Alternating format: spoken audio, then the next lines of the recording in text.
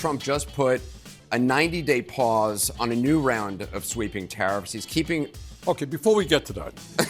If you're rich or poor, or a kid or an adult, or God forbid, a Republican or a Democrat, she still loves you.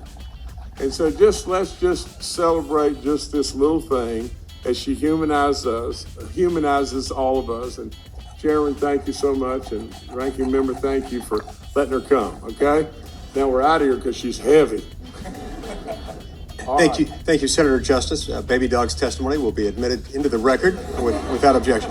Mr. Chairman, I have a question for the record.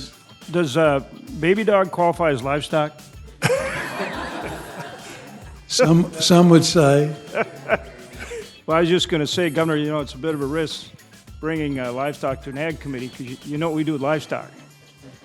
But we love Baby Dog. And I loved your fancy Greek formula, which was basically bad math on steroids. The basis for this most imbecilic and destructive trade war in the history of the world is the profound economic research and policy writings of one Ron Vera, a completely fictional economist conjured up by Trump advisor Peter Navarro, a real person who Elon Musk just called, quote, a moron and dumb as a sack of bricks. When you ran out the healthy arms, you ran out of really healthy. They had great arms, but they ran out. It's called sports. It's called baseball in particular, and pitchers, I guess you could say, in really particular. So I will vote no, despite the fact that his manifest incompetence will probably work to our advantage. Well, thank you, Ranking Member Whitehouse. How do you really feel about that? I think this is an astonishing low point for us. I just have to say that. Calling it the Gulf of America, we acknowledge what this bill truly represents, which is a departure from science, history, and common sense. We should call it the Gulf of Ignorance.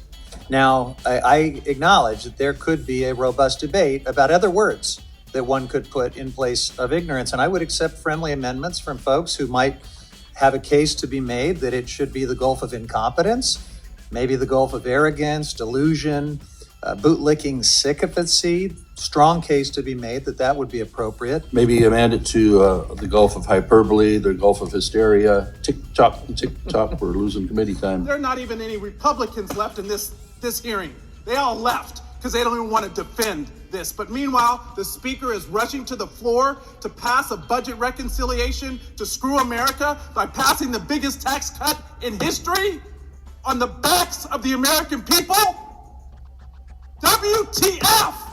Let the record reflect that there's more Republicans in this chamber than there are Democrats currently in this committee room. There's 6 of us, there's 5 of you. So let's make sure we get the facts right. Mr. Chairman, I do not. Can we have a colloquy? No. We don't want to talk about the trade policy here in the trade committee. This is our jurisdiction. Your time has expired, and I'm more than happy to talk to you. I asked if you would yield. And I said no. Because you don't want to defend the policy or the strategy. Go back to what the market believers believe today is happening. A good day in hospice. But you got to get CNN to talk about these issues.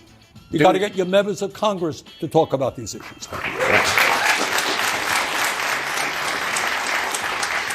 We're literally talking about it right now. Yeah, but I'm forcing you to talk about it, Anderson. This is Joe. We invited you. Thank you, Senator Blunt Rochester. And I have to say, I think you set a land speed record for moving from the chair on the end all the way here. And I'll just say, Senator Cantwell probably needs to watch her back.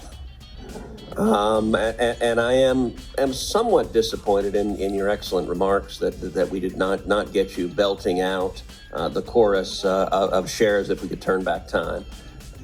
I told you, it is something that peps us up. We need the energy.